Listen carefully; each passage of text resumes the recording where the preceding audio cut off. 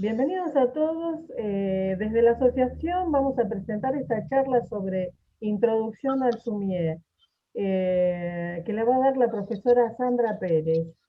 Acá estoy leyendo que tiene un nombre artístico hermoso, Hachidori. ¿Está bien, Sandra? En realidad Muy es lindo. Bohouyaku, que me puso mi primer sensei, que es como danza de picaflor, pero cuando es como muy específico, solo muy pocos japoneses recurren a ese término. Entonces, para simplificar, una vez hace mucho tiempo, Ah, una japonesa me dijo, sí, es verdad, es el movimiento, la danza del picaflor, pero pusimos hachidori para, me es fácil pronunciar y explicar lo que significa que claro, Bohouyaku. claro. Bueno, perfecto. Aclarado esto, entonces. Bueno, acá estoy leyendo que está formada por la Seisen Cristina Ichikawa. Eh, ay, te formaste en Haiku también, en la escuela Makoto. Perdón, estoy con los lentes equivocados, así que me está costando y no encuentro los que tengo que usar. Actualmente sos profesora de la Escuela Taller de Pintura Japonesa de Cristina Ishikawa. Veo que hicieron muchas muestras en todo el país y que además estás coordinando un taller, el taller del colibrí, un taller de sumier para niños y principiantes. Hermoso. Bueno, presentada, arranca nomás. Bueno, buenas tardes a todos, muchas gracias por estar. Bueno, la charla de alguna manera la pensé como una forma de introducción al sumie, porque la intención era, aparte de dar la charla y contarles un poco de qué se trata, los que no conocen la técnica, de entusiasmarlos para que se animen y que prueben. Entonces, voy a hacer primero un recorrido general, eh, simplificado obviamente, de lo que sería la pintura japonesa, Nihonga, para luego dedicarme puntualmente a lo que es el sumie. Y bueno, si ustedes van a ver que tienen yo estoy como repetida. En una parte estoy yo hablando, pero esa no es la parte importante, sino en el momento de hacer las demostraciones que puedan ver dónde está el papel, no sé si lo alcanzan a ver, que tengo acá un papel con mis manos, donde voy a tratar de simplificar después y hacer algunas cosas para que ustedes vean. Voy a compartir pantalla con una presentación para no irnos tanto por las ramas y para que esté acompañado también por algunas imágenes de lo que quiero contarles. Así que, si les parece, arranco con la presentación. Voy a compartir pantalla ahora, ¿sí?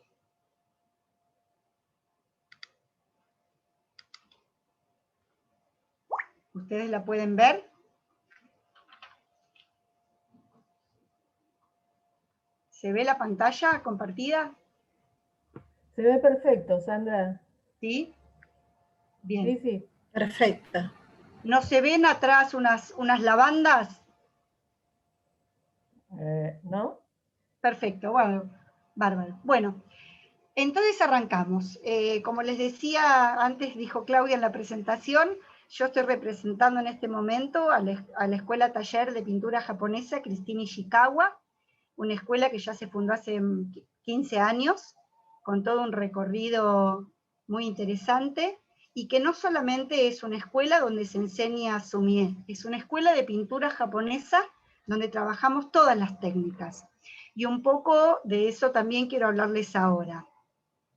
Nihonga es una palabra que, bueno, Nihon tiene que ver con Japón, ga con pintura. Entonces la palabra Nihonga en realidad se refiere a lo que es la pintura japonesa. Lo que voy a hacer ahora es contarles brevemente una especie de clasificación de algunas técnicas en función de los pigmentos que se utilizan para hacer estas pinturas, ¿sí? Entonces, lo primero que vamos a ver tiene que ver con aquellas obras que se hacen con el pigmento sumi. El sumi es la tinta negra, literalmente significa eso en japonés, tinta negra. Esa tinta negra, que más dentro de un ratito vamos a ver cómo se hace, de qué se trata, es básicamente una pintura monocromática. donde trabajamos exclusivamente con el negro. A medida que le agregamos agua se transforma en gris, y el blanco reservado del papel. Con este pigmento Sumi, las técnicas que podemos encontrar es el Sumi-E, que E como Ga significa pintura, significa imagen. Entonces Sumi-E significa pintura con tinta negra. Eso sería el significado literal de Sumi-E. Pero también encontramos Suibokuga, que es otro tipo de pintura, mucho más húmeda, más atmosférica, que se trabaja con más cantidad de agua, por eso la misma palabra habla de agua, y Sumi. Esta técnica Suibokuga también se utiliza el Sumi. Otra más, por ejemplo, es Tarashikomi. Tarashikomi también utiliza el Sumi, pero a diferencia de las dos anteriores, que utilizamos como soporte para pintar el washi, el papel de arroz, un papel absorbente, o una seda, porque también se puede pintar sobre seda, el Tarashikomi utiliza un soporte más grueso, porque requiere de mucha agua. Entonces generalmente se pinta sobre papel de algodón, como el que se utiliza para acuarela, o un washi, o un papel de arroz que está precocido o encolado para que el agua no se absorba, porque esta técnica consiste en poner primero el agua, luego se coloca una gota de tinta y con el pincel se va arrastrando el color negro hacia el lugar donde nosotros lo queremos llevar. Entonces, simplificando, Tarashikomi, Suibokuga y Sumi-E son tres tipos de pintura japonesa en el cual el pigmento utilizado es el Sumi. Cuando el pigmento que utilizamos es el Gansai, Gansai, para que tengan una idea, es como una mezcla de la acuarela y la témpera. No es tan densa como la témpera ni tan translúcida como la acuarela. Es como tiene un equilibrio. Estos Gansai, esta especie de acuarelas de colores, nos permiten hacer, entre otras muchas técnicas, yo estoy mencionando solo algunas que son como las más difundidas, el Saibokuga, que es la misma técnica que el Sumi-E, pero con color. Antiguamente se le llamaba Sumi-color, pero como yo les dije antes, Sumi significa tinta negra. Entonces decirle tinta negra color es como una contradicción. En realidad la técnica que tiene las pinceladas, las características de los trazos del Sumi-E, pero con la utilización de color, se llama Saibokuga. Acá tenemos un ejemplo. Y otra técnica también es el Kohitsuga, que a diferencia del Saibokuga, que se utiliza el mismo soporte que para el Sumi-E, para hacer Kohitsuga, que es una pintura de detalle, más meticulosa, donde se va trabajando con dos pinceles simultáneamente, con uno se pone el color y con el otro se va fumando. Esta técnica Kohitsuga se hace sobre un soporte igual que el Tarashikomi, un papel de algodón grueso o un papel de arroz encolado o comúnmente llamado también cocido, que permite una gran cantidad de agua y el esfumado, cosa que no sucede con el washi porque se absorbe inmediatamente y no se podría jugar a esfumar. Entonces, cuando utilizamos color, dos de las técnicas más comunes es el Saibokuga, que requiere la técnica del Sumi-E, y Kohitsuga, que es una pintura de detalle mucho más meticulosa. Cuando los pigmentos que utilizamos son el gofun, que sería como las ostras molidas, ¿sí? Y las piedras semipreciosas molidas, la pintura de detalle, como el Kohitsuga, se llama Nihonga. El Nihonga, además de ser el nombre general de todas las pinturas japonesas, es específicamente el nombre que tiene la técnica de la pintura de detalle, pero que utiliza como pigmentos piedras semipreciosas molidas y las ostras, ¿sí? El nácar también molido.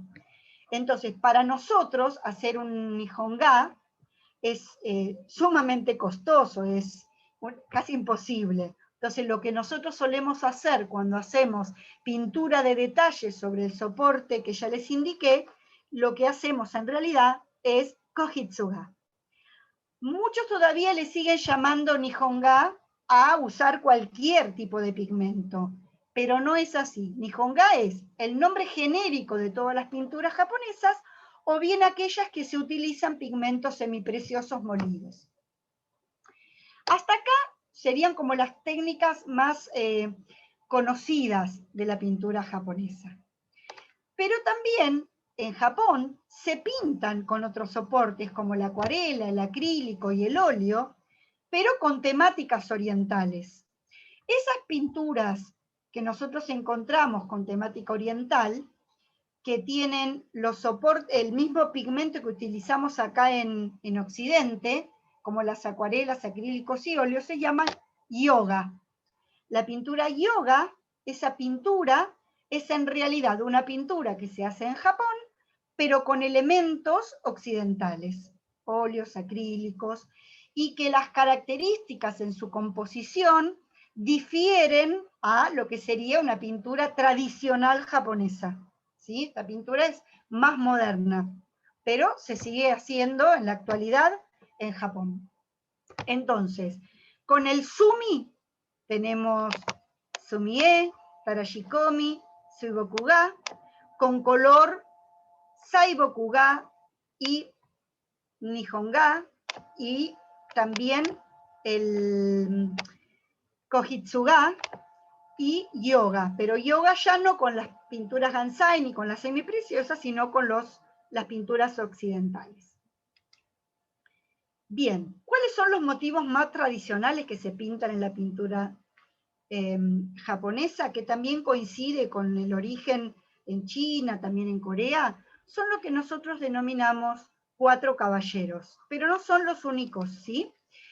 Los cuatro caballeros serían 4 temas específicos de pintura que tienen que ver con la orquídea silvestre, el bambú, el crisantemo y el ciruelo. Esas 4 temas que son como las bases, las características de cada pincelada de uno de esos elementos, da el origen a las demás pinceladas que se van aprendiendo. A su vez tienen características particulares que por eso se los llama honorables caballeros. Cada una de ellas tiene como un aprendizaje, una enseñanza para dejarnos más allá de las pinceladas que corresponden a cada una. Una de las primeras que aprendemos tiene que ver con el ciruelo, el humé. Simboliza el invierno y tiene entre las características esta posibilidad de resistir a los fríos y florecer aún en los tiempos de invierno. Por eso se lo llama la flor de la esperanza y de la resistencia. Bueno, el texto se los leo: los nudosos árboles muestran una apariencia de dureza, sobre todo durante la estéril existencia a principios del invierno. Pero si ustedes lo observan, aún en tiempos de finalizar el invierno ya florece, y ante la dureza y la rigidez de ese tronco casi seco, aparece la flor y la belleza, ¿sí? Entonces, aún en las heladas, esta flor representa la esperanza y la resistencia, como les decíamos antes. El que le sigue es el crisantemo, representa al otoño. Entonces, el humé es la flor del invierno, el crisantemo el otoño. Representa la modestia y la lealtad. El crisantemo es la flor imperial del Japón, la flor del emperador. Desafiante en las heladas, triunfa en el otoño, ¿sí? Luego del crisantemo tenemos las pinceladas de la orquídea silvestre, una orquídea que crece entre las piedras, se hace paso en la adversidad de esta digamos, dureza, o esta, no sé cómo expresarlo, pero es como abrirse paso ante la adversidad, por decirlo de alguna manera. No es la orquídea que nosotros conocemos, sino es una orquídea silvestre, pequeña, ¿sí? simboliza y representa la primavera. La fuerza y la sutileza son consideradas como la madre del sumié, representa un espíritu feliz, la gracia, virtudes femeninas. Y por último tenemos al bambú, que representa el verano. El bambú también, por sus características, porque no sé si habrán dado cuenta que cada una de las características que les estoy nombrando son de las flores, pero a su vez son como características que uno quisiera como persona también representar. El bambú representa la humildad por su vacío interior, las cañas son huecas. Y por otro lado, es muy flexible. Sin embargo, no se quiebra. Entonces, esa flexibilidad que le da, y a su vez esa dureza y resistencia, porque el bambú, fíjense la cantidad de elementos que se fabrican por su alta resistencia, y sin embargo es sumamente flexible. Todas estas características es como que uno quisiera adquirirlas para la persona, ¿no? La humildad, la flexibilidad, la dureza cuando hay que ser duro, mantener el equilibrio. Y bueno, estos 4 caballeros dan las bases de las pinceladas que se van a seguir a lo largo de toda la formación, y por otro lado nos van enseñando distintas características que uno aspira, ¿no? Además, nosotros en nuestra escuela tenemos a la naturaleza como protagonista, y esa naturaleza la representamos en sus estadios completos. Flores, cuando pintamos flores, pintamos quizás en una misma obra una flor que está avanzada, un pimpollo, una flor adolescente, una que ya está marchita. Todas son motivo para ser pintadas. Aves, peces, paisajes. Siempre tenemos a la naturaleza como protagonista y no pintamos, o por lo menos no durante un largo tiempo al principio de nuestra preparación, nada que tenga que ver con la creación humana. Tratamos de pintar la naturaleza tal como es.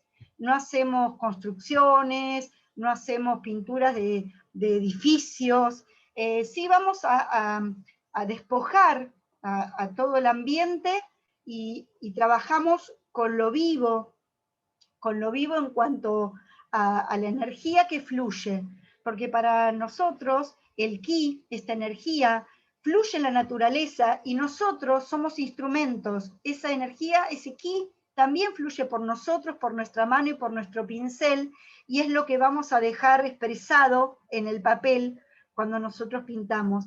Por eso es tan importante conocer la forma de cada una de las cosas que vamos a hacer.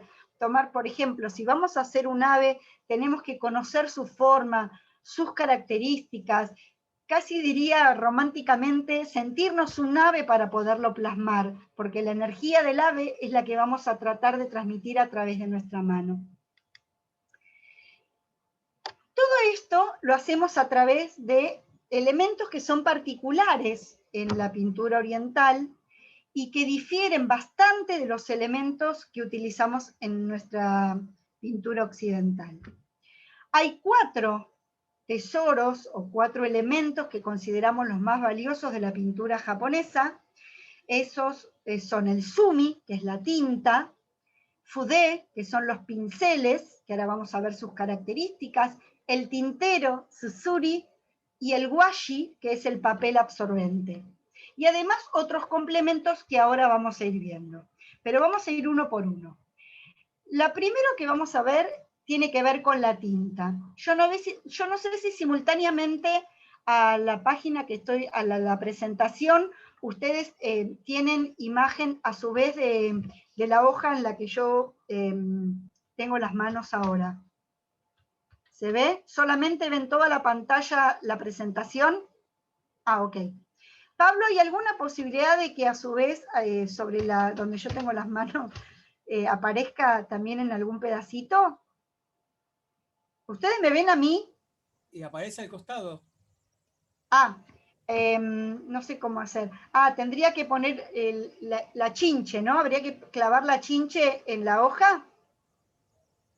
Y si no, podés sacar la presentación un segundo.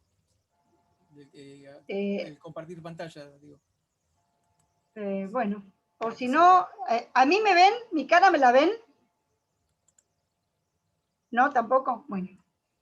Sí, sí, Bueno, la vemos, ¿eh? a mí Sí, la sí, cara bueno, se ve. se La lo voy cara se ve. mostrando acá. Bien. Lo primero que les decía entonces es la tinta. Lo que nosotros usamos es la tinta en barra, como esta que yo tengo acá. Es una barrita que está hecho con hollín. Imaginen ustedes que ponen a quemar distintas maderas y le ponen arriba una tapa. Esa tapa se va a llenar de ese hollín que va a quedar adherido, ¿sí? Ese hollín se saca con un pincel y se prepara una masa con algún aglutinante, puede ser resina de árboles, y esa masa luego se pone en unos moldecitos cuadrados para obtener entonces estas barritas, ¿sí?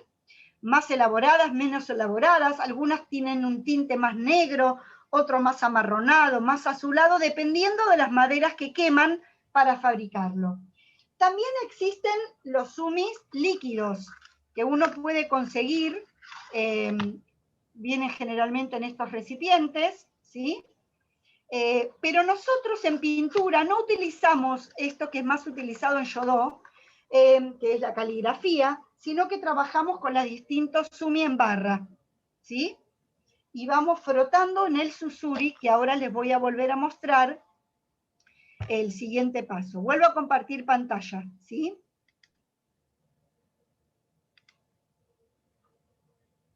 Bien. Entonces, sumi es la tinta, en barra preferentemente.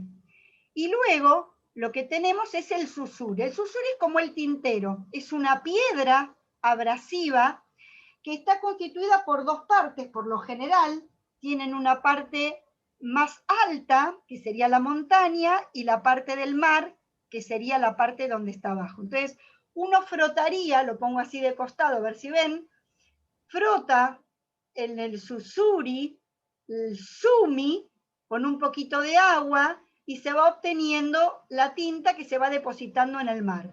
Sobre la montaña, la parte alta, frotamos y vamos depositando la tinta en la parte más baja, que sería el mar. No sé si ahí se alcanza a ver un poco más.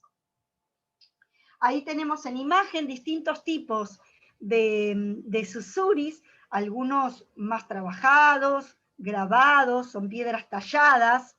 Hay también algunos susuris que podemos encontrar en el barrio chino, que para empezar también sirven, que no tienen esta diferencia de profundidad entre montaña y colina, son planos, pero que bueno, si no consiguen otro para empezar, vale lo mismo. Pero los que utilizamos en pintura tienen las dos alturas. El otro elemento, y en lo personal, esto lo aclaro porque es una cuestión personal para mí, el fudé, que es el pincel característico de la pintura oriental, que son estos que yo les estoy mostrando acá, que son con mango de bambú, y la punta cónica. Yo puedo reemplazar la tinta con té, con café, con cualquier pintura. Puedo reemplazar, si tengo tinta líquida, hasta el tintero que no necesito. Pero estos pinceles, el fudé, por sus características particulares, por estar hechos con pelos naturales, según la región puede ser caballo, marta, conejo, algunos más suaves, otros más duras, tienen esta punta cónica y una cantidad de reserva de agua que lo hacen, a ver si se ve así, mejor, lo hacen de una característica que es irreemplazable por otro pincel. Si uno agarra un pincel occidental, aunque tenga esa forma cónica, son sintéticos y no responde de la misma manera. El mango, que es de bambú, por dentro es hueco, la forma de tomarlo es una forma que tenemos para transmitir esa energía en la pincelada, y los mangos de los pinceles occidentales son de madera maciza, no es lo mismo. Entonces, para mí el fudé es algo irreemplazable. Puede ser de mala calidad, de buena calidad, pero por lo menos es un fudé con punta cónica, pelo natural, mango de bambú, y siempre va a ser mejor que uno de sintético de pintura occidental. También es de distintas formas. Vuelvo atrás con lo del fudé. Tenemos fudé, les muestro acá de distintos tamaños, incluso algunos que vienen muy gruesos para hacer fondos, y también hay otro tipo de pintura, otro tipo de pinceles que no son los fudé característicos, que me olvidé de agarrarlo, ya se los traigo, que se llaman jaque, y que son también con pelos, pero ya cosidos, y tienen otra forma, ¿sí? No son los fudé, son jaque, pero que también se utilizan, ¿sí? Son también japoneses. Se hace fondos o cuando se quiere hacer un trabajo más específico, pero lo más característico es el fudé. Vamos ahora al cuarto elemento, que es el washi, el papel absorbente. Lo más parecido al papel absorbente que nosotros tenemos para practicar sería el papel de la fiambrería. Papel estraza, queso dulce, el sulfito también le llaman, que es el papel con el que envuelven en general en el almacén. Ese papel tiene una absorción bastante parecida al papel de arroz, al papel de práctica. Entonces, para empezar, antiguamente usábamos el papel de diario, pero como ahora se imprimen con láser y algo con color, ya repele la tinta y no es lo mismo. Pero ese papel de almacén es un papel apto para comenzar las primeras pinceladas. El papel washi, el absorbente, algunos vienen con fibras, otros vienen más finitos, más gruesos, porque tienen distintos gramajes. Son papeles más costosos para empezar, entonces para la práctica cotidiana utilizamos un papel más de descarte. Y hay algunos papeles de práctica que son más económicos, también de arroz, que se utilizan también para ayodó, para caligrafía. Esos serían como los 4 elementos básicos, pero también hay otros complementos que nosotros utilizamos. El bunchín es un soporte, puede ser una barrita de madera, de metal, unas piedras, que colocamos sobre el papel, que es tan livianito que evita que se nos desplace cuando lo pincelamos. Ese bunchín lo podemos reemplazar con 2 piedritas o con un palito, algo que sujete el papel. El fudeoki, que es algo para sostener los pinceles y que no se apoyen sobre el paño que vamos a ver que vamos a utilizar, que puede ser cualquier superficie, a veces también nos sirve el apoyapalitos que utilizamos para los palitos de comer. Hay algunos que son más específicos para apoyar los pinceles como estos, pero si no podemos tener un apoyapalitos como este y también funciona para poder apoyarlos. El fudemaki es un rollo para guardar los pinceles. ¿Por qué utilizamos un rollo de esterillas? Los pinceles están pegados, el pelo está pegado al mango de bambú. Si nosotros guardamos los pinceles húmedos, el mango de bambú donde está pegado el pelo se pudre. Entonces nosotros lo que tenemos que lograr es que se sequen colgados. Casi todos vienen con un hilito, no sé si alcanzan a ver acá un colgapincel, tienen un hilito en el extremo para que nosotros, una vez que terminamos de usar el pincel, lo podamos dejar secar boca abajo. Y una vez que está seco, lo guardamos en una esterilla para que si llegara a quedar algún resabio de humedad, siempre haya aire circulando y no se nos pudran los pinceles. Otros elementos que tenemos siempre debajo del papel es un paño, puede ser una bailarina, un repasador, un paño lenzi, para que el papel no se nos adhiera a la mesa, es como una especie de protector para impedir, porque una vez que mojemos el papel, si abajo no tengo un paño que absorba la humedad, se me va a adherir a la superficie que está abajo. Entonces ese paño es imprescindible para evitar eso. Después tenemos que tener un platito para poder realizar la tinta intermedia, porque en el susuri me va a quedar el sumi puro que yo froté, que es el negro, pero para poder lograr la tinta intermedia voy a fabricarla en un platito aparte, que ahora lo vamos a hacer. Y después, bueno, un recipiente para el agua. Hasta acá todos los elementos que son comunes prácticamente a todas las técnicas, salvo el sumi, que usamos solamente para el sumie, el sudokugai y el tarashikomi, los demás son con color. Pero el pincel y el papel son soportes iguales. El sumi en realidad es esta técnica que significa pintura con tinta negra y que llega a Japón de la mano de los monjes Zen. En la China ya se pintaba alrededor del año 700, en la dinastía Tang, pero los monjes Zen lo introducen en el Japón en el siglo XIV. A partir de ahí empieza a difundirse dentro del Japón, empieza primeramente Zen-ga, que sería como pintura Zen, y luego empieza a tomar sus características propias, ¿sí? Estas imágenes que ven acá son características de las pinturas que hacían los monjes porque los utilizaban como obras, como pinturas de meditación. No tenían un fin pictórico en ese momento, sino que era una técnica, una herramienta que les servía a ellos como un camino de meditación. Cuando se empieza a difundir, empiezan a aparecer las primeras obras. En este caso era de un chino que luego se radica en Japón, Mokei, es el nombre que recibe en Japón, que era un monje zen del siglo III, uno de los primeros que empiezan. Y esta obra interesante, que se llama Seikakis, tiene, si ustedes lo ven, una simpleza absoluta. Sin embargo, no hay un kaki igual al otro, cada uno tiene un tono, una coloración diferente, mucho blanco alrededor, que es otra de las características que tiene el sumi, las vamos a ver, no pintamos los fondos, y es una de las primeras obras, y yo sé que es una de las favoritas de mi sensei Cristina Ishikawa.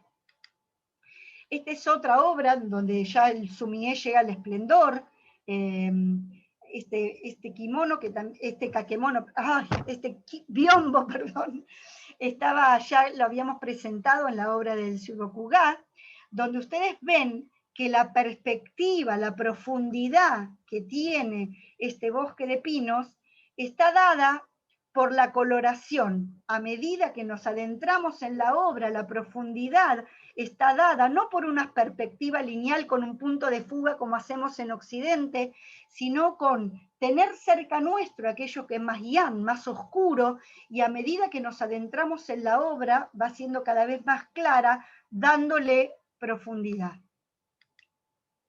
Estas son ya obras de sumie tradicional contemporánea, ambas obras de Cristina Ishikawa. Otra característica que tiene nuestra escuela es que solemos acompañar todos los sumie que pintamos o nuestras obras con un haiku. En Japón, a partir del 1600, 1700, era muy común que los primeros escritores de haiku acompañaban su escritura con alguna obra. Buzón, por ejemplo, era un pintor que incorporaba a su obra un haiku. Entonces, cuando el sumie tiene acompañado su poema haiku, es una obra haiga. Nosotros en la escuela siempre acompañamos nuestra pintura, no escrita obviamente dentro de la obra, pero sí cuando exponemos a su lado va a haber siempre un haiku haciendo referencia a la obra. Por eso decimos que nuestras obras se presentan al estilo haiga, la pintura más el haiku. Bueno, las características del sumie básicamente es una pintura monocromática, espontánea, de un trazo. Nosotros no dibujamos previamente en el papel lo que vamos a pintar. Es una pintura que hacemos de un solo trazo. Por eso es tan importante primero estar muy centrados en lo que vamos a pintar, conocer muy bien lo que vamos a hacer, y por eso también es importante tanta práctica, porque nosotros requerimos de mucho entrenamiento, porque en el momento de hacer una obra no podemos borrar, no podemos corregir, no podemos retocar, es espontánea. Tampoco es una obra que tenga la necesidad de la perfección, porque si yo quiero hacer una obra con mucho detalle y con mucho cuidado, no voy a elegir el sumie, elegiré, por ejemplo, Kohitsuga, que es una pintura de detalle. El Sumié tiene otra característica, es una pintura que tiene mucho más que ver con la línea y con la mancha rápida, ¿sí? No tiene que ver con el detalle. Nunca vamos a pintar la totalidad de la obra, hasta se ha dejado 2/3 del papel en blanco, ¿sí? Lo que se pinta se sugiere, es más lo que se sugiere que lo que se muestra.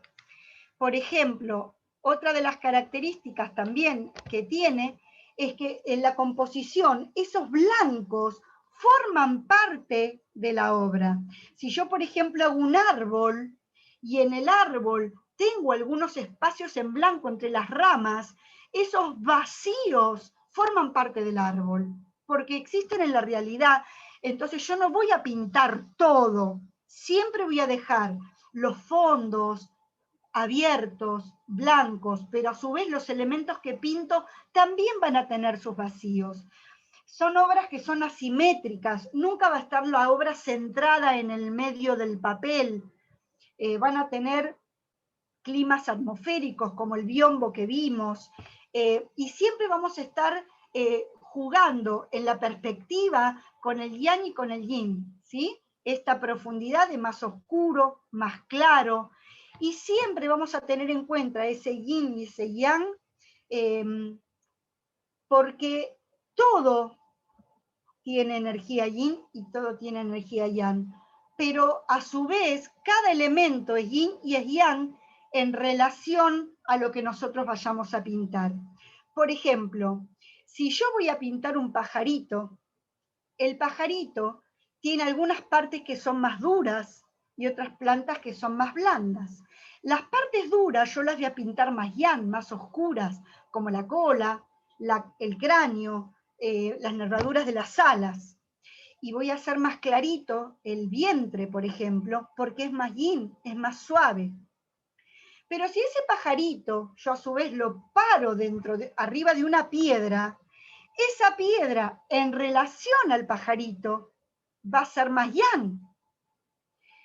Por ejemplo, si yo tengo el susuri, que es una piedra, y el sumi, que es la barra va a ceder ante la piedra, que es el susuri, el tintero.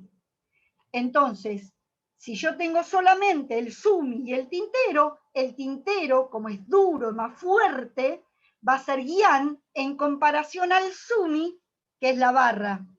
Pero si yo a la barra la froto en el agua, la barra que era yin pasa a ser yang respecto del agua. Entonces toda esta energía yin, toda esta energía yang, va a estar siempre en movimiento en función de lo que tengo alrededor. Y eso lo voy a tener también en la pintura. ¿Sí? Bien. Esto, como verán, son dos ejemplos que los puse como ejemplos de otros soportes porque están pintados sobre seda, raso de seda. Y ahí se pueden ver bien estos vacíos que yo les nombro, esta diferencia, esta profundidad. Tengo más cerca las hojas más oscuras, por detrás están las más claritas, como que están en un segundo plano. Hay vacíos internos y los vacíos de alrededor, ¿sí?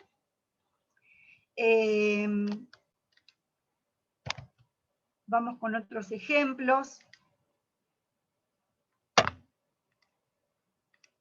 Ahí tenemos otro bambú con vacíos internos, externos, las distintas gamas de negro, hasta del negro profundo al blanco. Esto, por ejemplo, tenemos una montaña grande y un grupo más pequeño, y todo lo demás, aunque esté fumado, sigue siendo vacío. Ese clima atmosférico que está de fondo no representa un objeto. Es un fondo que, si bien está como con un clima así nuboso, no representa un elemento de la obra, sigue siendo un vacío. Acá ven también vacíos internos, incluso dentro de la flor hay partes que no están pintadas, y todos los externos. Bueno, el pintor tiene como ciertos rituales. Lo primero que hace es preparar la tinta. Vamos a ver cómo la preparamos rápidamente en un videito. Yo no sé si ustedes alcanzan a escuchar el nombre el audio del video, ¿no?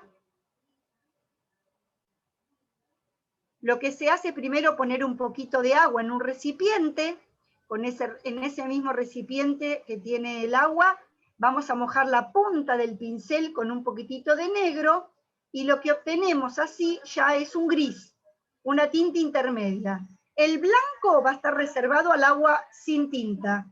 En el tintero vamos a tener el negro puro, y en el platito preparamos el gris, que sería como el intermedio. Entonces, cuando yo quiero cargar el pincel para hacer una pincelada en degradé, en una sola pincelada, que vaya del más claro al más oscuro, mojo 2/3 del pincel con el gris.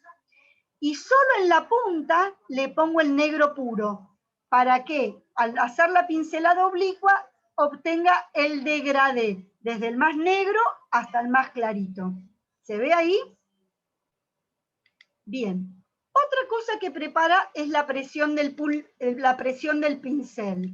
El pincel lo ponemos en posición vertical, tomado por 2 dedos, y si nosotros lo ponemos bien vertical, lo que obtenemos es una línea bien finita, y si presiono, se vuelve más ancha. Entonces, con el mismo pincel yo puedo obtener trazos bien finitos o trazos más gorditos, dependiendo la presión que yo ejerza sobre el pincel. Otra característica tiene que ver con la posición. Yo puedo usar el pincel en la posición vertical, entonces el trazo me sale como hicimos recién, bien finitos, bien lineales, pero también tengo la posibilidad de utilizar el pincel en la posición vertical. Ahí en el video se ve una posición bien vertical, de punta. Eso es con presión o sin presión. Pero la otra posición es oblicua. La posición oblicua es la que yo utilizo el pincel formando un ángulo con el papel, que es como hice cuando habíamos hecho la carga. Entonces, yo puedo obtener un trazo hasta del ancho de todo el pelo del pincel, más chiquito o más ancho, como se ve ahí en el video. ¿Sí? Entonces, yo puedo usar el pincel vertical para trazos finos u oblicuo para trazos más oblicuos. Y también el movimiento. Nosotros vamos a poder practicar en la práctica cotidiana movimientos de arriba, abajo, derecha, izquierda, círculos concéntricos o espirales hacia adentro, hacia afuera, de abajo para arriba, de arriba para abajo. Nosotros no apoyamos en general cuando hacemos nuestra pintura el codo ni el brazo. Nuestro brazo está suelto, entonces yo tengo que poder hacer trazos en todas las direcciones posibles. De arriba para abajo, de abajo para arriba, circulares. Eso es toda una soltura y una ejercitación. Por ejemplo, si yo quiero salir a trotar, no voy a poder trotar 1 kilómetro el primer día. Tendré que ir de a poco, tendré que practicar, ejercitarme. Y como con cualquier deporte, con la pintura pasa lo mismo. Yo tengo que entrenarme, tengo que practicar. Esto requiere todo un trabajo previo, en todas direcciones, para poder hacer una pincelada. Yo en el sumie no tengo posibilidad de corregir. Entonces, cuando yo pinto de una. Y yo para poder hacerlo necesito con mucha anticipación ejercitar y practicar, tirar y tirar papel hasta que logramos hacer lo que nosotros queremos, ¿sí? Bueno, y para ir así les puedo hacer una demostración. Los tipos de pincelada en general son 2, que son como los más característicos. La pincelada Makotsu, que es la pincelada de mancha, de plano, ¿sí? Que es la que utilizamos con medias tintas, en degradé, como cargamos el pincel. Y si no, la pincelada de línea que llamamos senbyo. Yo ahora voy a correr, voy a salir de la pantalla, voy a dejar de compartir, y voy a demostrarles en el papel, ¿sí? Cómo podemos hacer una combinación de ambas manchas. Voy a tratar de hacer un pajarito. No sé, Pablo, si podrás hacer que la que la hoja donde estoy ahora grabando se pueda ver. No sé si la ven. Se ve perfecto, Sandra. ¿Sí? Ah, ok. Entonces, yo voy a ver si puedo acercar esto para que ustedes vean. Yo voy a cargar entonces el pincel con una tinta mediana. Y voy a hacer 2 manchas de lo que sería mokotsu, mancha de plano. Entonces hago una mancha acá y otra más acá. ¿Sí? 2 manchas, ¿las ven? Bien. Luego, con una pincelada más oscura, voy a hacer lo que serían las colitas y el ala, ¿sí? El ojito, un piquito. Luego, con el color más claro y nuevamente lineal, represento una pancita, ¿sí? ¿Van viendo el pajarito? Entonces, con el pincel seco, voy haciendo una rama donde este pajarito está apoyado, ¿sí? Entonces ahora vuelvo a utilizar el lineal, ¿sí? Y también con lineal, pero un poquito más oscuro, hago la patita de donde está agarrado el pajarito. Entonces, acá yo tengo combinado manchas para la cabeza, manchas para el cuerpo y líneas más oscuras para lo que serían las plumitas, el piquito. ¿Se alcanza a ver? ¿Sí? Perfecto. Por ejemplo, si yo quisiera hacer una margarita, por ejemplo, tomo un pincel, lo cargo y hago ahí unas manchitas. Vamos a hacer de cuenta que esta margarita está acá. Estoy haciendo manchas como de plano, ¿sí? Y luego con el pincel vertical le hago los puntitos del centro, ¿sí? Con el pincel vertical luego puedo hacer la ramita y con el pincel después oblicuo puedo jugar un poquitito a hacer la hojita, ¿sí? Entonces, como ustedes ven, hay solamente o manchas o líneas, y ahí vamos armando nuestra obra. Si yo quiero, por ejemplo, hacer una mariposa, voy a hacer la primer parte de las alas, la hago con una especie de mancha, ¿sí? Pincelada mokotsu. Y después luego, con la pincelada ya otra vez se envió lineal, marco el abdomen, la cabecita, la antenita, ¿sí? El tórax primero y un par de patitas, ¿sí? Ahí finitas.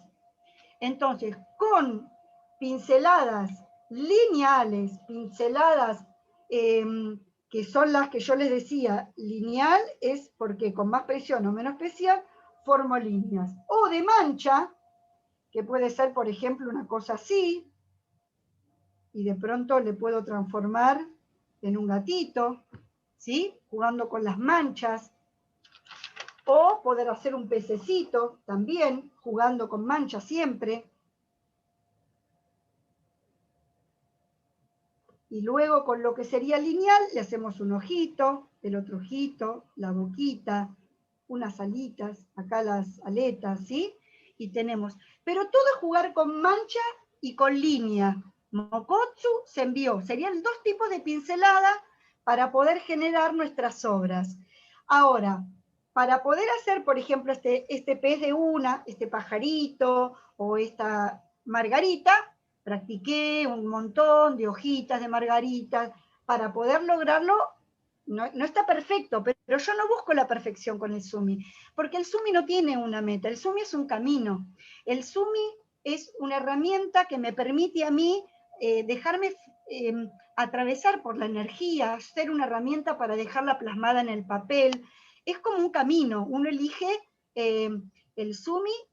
Bueno, puede ser que uno lo elija como una técnica más, pero el que se dedica al sumi lo hace consciente de que no está haciendo cualquier pintura, que está transmitiendo primero una técnica que requiere de observación de la naturaleza, de captar la esencia, la síntesis. Yo puedo partir de un pajarito vivo y de ese pajarito no voy a pintar todo, tengo que sintetizar qué es lo que tiene ese pajarito que lo hace único.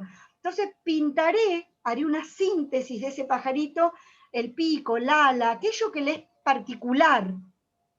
Entonces, toda esta observación, toda esta dedicación que le pongo de encontrar la síntesis, de captar el ki, la energía, y poderla plasmar a través de nosotros, que somos como la herramienta, es todo un trabajo y un entrenamiento, como cualquier otra cosa, cualquier otra disciplina.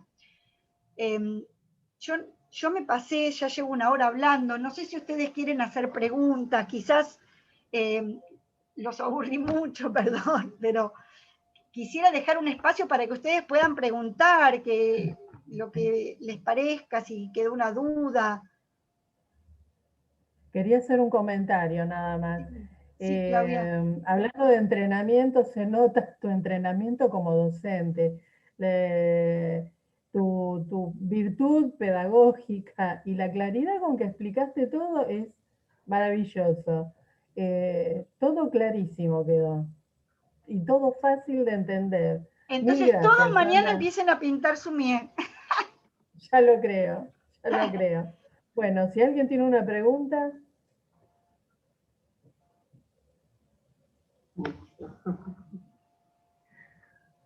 ¿Nadie? Bueno, si les parece... Sí, yo te quiero preguntar, Sandra, ¿cuánto tiempo te llevó a esto que manejas del Sumier? ¿Cuánto tiempo de práctica, de estudio has hecho? En realidad, que yo te diga mi camino, que yo les diga, perdón, mi camino es personal. Hay gente que lo hace muy poco tiempo y otros que le lleva muchos años.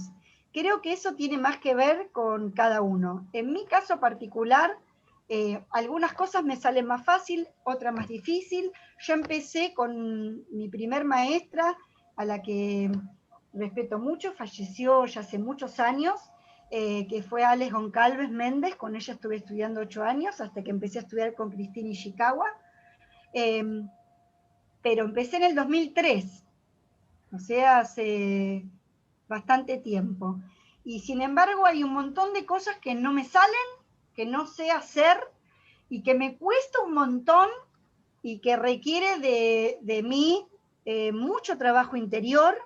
Por ejemplo, a mí me gusta mucho el sumié, y reniego, y con Sensei siempre lo hablamos, Kojitsuga, que es una técnica que a mí me cuesta, pero a su vez es un aprendizaje para mí, que tengo que asumir el ejercitar más esa técnica, porque si tanto me cuesta, yo tengo que aflojar por ahí.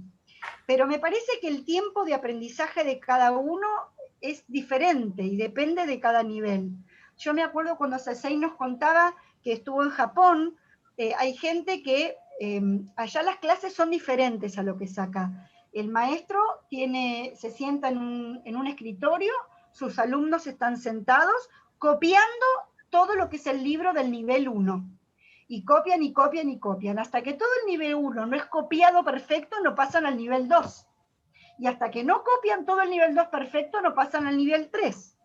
Ahora, el nivel 1 quizás uno lo logra copiar en 3 meses y otro tarda 3 años. O sea que no siempre es decir, bueno, ¿cuánto tiempo llevo? Quizás ustedes descubren en esto algo que les es muy fácil y lo logran enseguida, y otros que se desaniman porque al principio, para estudiar la forma de cada cosa, hay que dar la forma con el contorno, hacer todo. Por ejemplo, para empezar con una hojita, que es lo más sencillo, empezamos a delinear cómo es una hoja vista de frente, vista de costado, vista plegada, porque cada elemento tiene muchas formas. La hoja no es siempre una hojita con forma infantil. Cuando uno va a la naturaleza, la hoja la observamos y vemos que del lado de arriba, que fotosintetiza, es más oscura, la parte de abajo, donde está la nervadura más gorda, es más clarita, la parte de abajo, donde está la nervadura, es más dura, eso lo vamos a hacer más negro. Por otra parte está plegada, nunca están todas las hojas perfectitas y simétricas. Entonces, todas esas maneras de dar estas características a la hoja, las tenemos que observar, practicar, y cada uno le lleva un tiempo que es diferente. Disculpa, Sandra, acá están haciendo algunas preguntas. Bueno, por un lado están felicitando por los trabajos preciosos que hemos visto. Y después preguntan cómo se aprenden las diferentes técnicas. Bueno, ahí hablamos de la Bueno, práctica. la escuela la escuela Taller Cristina Ishikawa enseña todas las técnicas. Sumie, Tarashikomi, Kohitsuga, Soibokuga, Saibokuga, otras que yo no nombré, porque también hay otra que es Virodó, hay muchas más. Yo hice una síntesis con las más difundidas y conocidas, porque son las que representan como las más características, digamos. Pero en la escuela se aprenden todas. Y por ejemplo, si dan las clases online. La escuela de Ishikawa tiene en AJA las clases online. Hacemos talleres de sumie 2 veces por mes. Exacto. En la misma asociación japonesa, sí. Pero online es ahí, en AJA, ¿sí? También en San Miguel, pero bueno, es más lejos. Lo que sí me gustaría, yo no sé si tengo un poquito de tiempo, para hacer, yo les dije que el Saibokuga era lo mismo que el Sumie, pero con color, ¿se acuerdan? Entonces lo que quería mostrarles, aunque sea rápidamente, es lo mismo que habíamos hecho, pero con cierto color. Por ejemplo, así como cargué con tinta, yo pongo, por ejemplo, acá, uy, mojé todo el papel, de apurada. Pongo un poco de agua en mi platito, ¿sí? Y pongo, supónganse, voy a pintar con este rojo. Preparo una media tinta en roja. Entonces, supónganse que yo quiero hacer una flor. Entonces, en vez de hacerlo con negro, por eso no se llama sumie, sino saibokuga, cargo el pincel, igual que con el negro, 2/3 con la media tinta roja, y en la punta directamente de la pastilla. Entonces, cuando yo pinto, tengo el degradé en color, ¿sí? Y ahí voy haciendo los pétalos de lo que podría ser una flor, una peonía, por ejemplo, ¿no? Vuelvo a cargar, si me falta, ¿sí?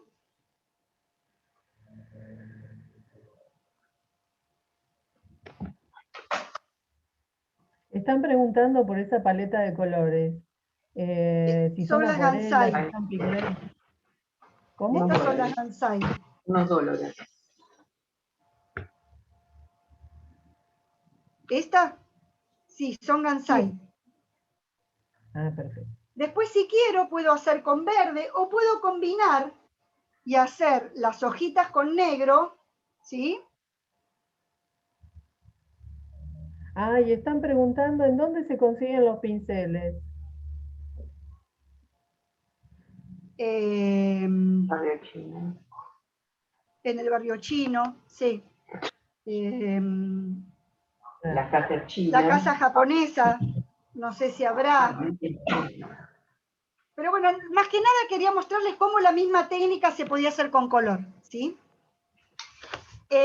Pinceles van a encontrar en el barrio chino. De paso aprovecho por si alguno consigue pinceles, quiero mostrarles algo. Cuando ustedes compren los pinceles, les van a venir así, con una cápsula acá. Y esto está duro, está colado y viene preparado así para para protegerlo, ¿sí? Una vez que ustedes llegan a su casa, sacan la cápsula y sumergen el pelo en agua, 20 minutos. Una vez que el pelo se ablanda, lo lavan y les va a quedar ya el pelo como está acá. Bueno, este está usado, por eso está teñido. A ver si encuentro uno. ¿Dónde los meto? Acá. Les va a quedar así. ¿Ven? Abierto. Claro, Ya nunca más lo van a poder volver a tapar. Ya les queda abierto. Pero si ustedes lo vuelven a mojar, vuelve a adquirir esa punta como tenía antes. ¿La ven? ¿Sí? Claro. Aún Yo la pinté acá, pero no hay, porque la entre la lista de mensajes. todos los pinceles cuando No, después se mojan vuelven a adquirir la punta icónica. Aunque al principio nunca más. Pero si alguno consigue uno, sepa que está encolado. Entonces necesitan primero desencolarlo y lavarlo para poderlo utilizar. Si no, no van a poder. Le va a quedar muy duro, ¿sí? Bien, no sé qué otra cosa quieren saber que les pueda mostrar. Sandra, me parece maravilloso cuando pintaste la flor, cómo de una sola carga logras todos esos tonos. Eso me Ese es el parece, degradé. ese degradé Bueno, me parece como mágico, que de una bueno, sola carga logres todas esas variaciones. bien, esa es una de las características fundamentales que tiene, entre otras cosas, la pintura japonesa. La pintura japonesa trabaja mucho con esa carga en degradé. A veces uno ve pinturas orientales, coreanas, chinas, que trabajan con colores mucho más planos, donde no hay tanta variedad de color. La carga de pincel es fundamental, porque, por ejemplo, a ver, les doy un ejemplo que yo no mostré, el jaque este, ¿no? Voy a hacerlo con 2 pinceles. Supónganse que yo quiero hacer una caña de bambú. Yo vuelvo a mojar en el negro intermedio, el gris, 2/3, el negro en la punta, y trazo lo que sería una caña. ¿Sí? Con la misma degradé, ya logré la caña. ¿Se ve? Si yo uso esta pinceleta, la posibilidad que tengo es de cargar la media tinta en el medio y el negro intenso de un costado y del otro. Entonces también voy a obtener la misma caña de bambú, pero con degradé lateral de ambos costados. ¿Se ve? Con solamente este trazo yo ya tengo la caña hecha y con el volumen propio cilíndrico que tiene la caña de bambú. No necesito agregarle nada más, porque salvo, bueno, los nudos, para darle continuidad, obviamente, a cada uno, ¿no? Pero todo el volumen está dado por la carga del pincel. El pincel cargado correctamente me garantiza una pincelada con toda su forma. Y para poder cargar el pincel y hacer la pincelada que adquiere ese volumen, tengo que practicarlo. Es práctica, obviamente. Maravilloso, maravilloso. Esta charla fue una clase prácticamente, súper completa. Es que la idea, contarles algo y que ustedes no puedan ver, que no puedan vivenciar. La idea de una charla considero que es difundir. Y yo estoy enamorada del sommelier y quisiera que todos lo practiquen. Entonces trato de mostrarles todo porque es muy lindo. Entonces me gustaría que todos lo prueben, aunque sea. Después quizás alguno se decepciona o no le interesa. Hay gente que le gusta mucho más el Kojitsuga porque le gusta más lo detallado, lo cuidadoso. Yo tengo acá también, separé para mostrarles 2 libros que tengo, en donde, por ejemplo, acá voy a correr un poco esto para que puedan ver obras de ambas cosas, ¿no? A ver si este libro que tengo acá tiene obras que son de Kojitsuga, de detalle, ¿sí? Este es sobre papeles más oscuros, ¿ven? Oh, Y esto es bien tremendo. detalle, se ve bien cada cosa, cada detalle, cada plumita. Ahí va. Ay, gracias, pensé que se había cortado. ¿Ven? Cada plumita del pavo real. Esto es una obra de Kojitsuga, donde está todo bien detallado. ¿Sí? A ver si hay alguna otra. ¿Ven? Acá se muestra cómo paso a paso se va haciendo cada cosa. Y esto que voy a mostrarles ahora son obras de Sumié. ¿Ven? Esto no es de detalle, es de sugerencia. Esto es de mancha, de una expresión suelta, de momento.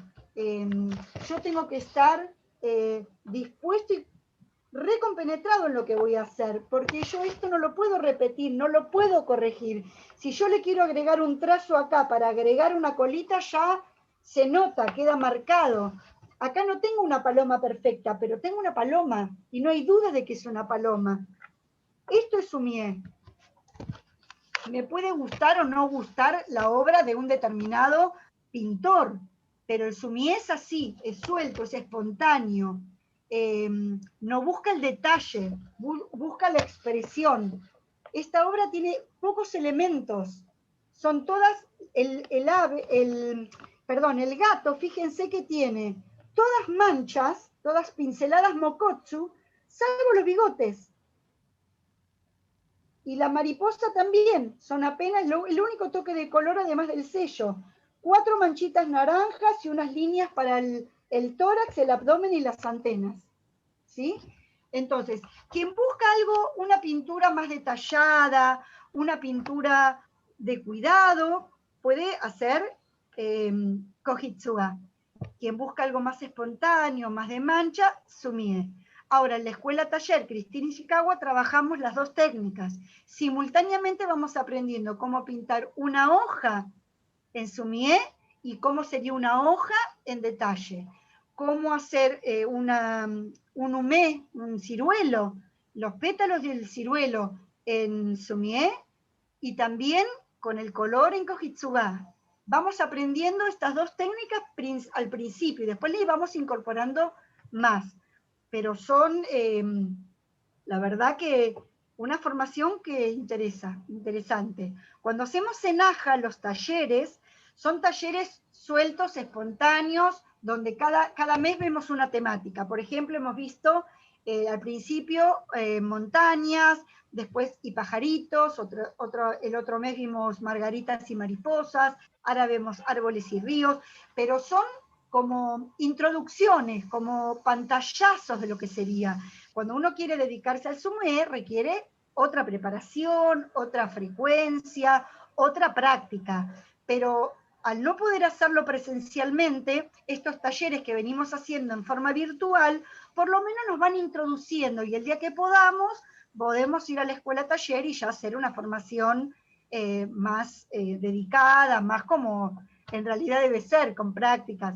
En AJA tenemos la posibilidad de ir corrigiendo por WhatsApp los trabajos que los chicos, las que se animan, van haciendo correcciones, me mandan, yo les corrijo, pero no es lo mismo que un taller presencial que una escuela, porque la escuela, una cosa es hacer un taller para pintar y otra cosa es hacer una escuela taller. En la escuela Ishikawa se forman discípulos, hay una formación detrás de todo eso, ¿no? Entonces requiere de otra preparación también.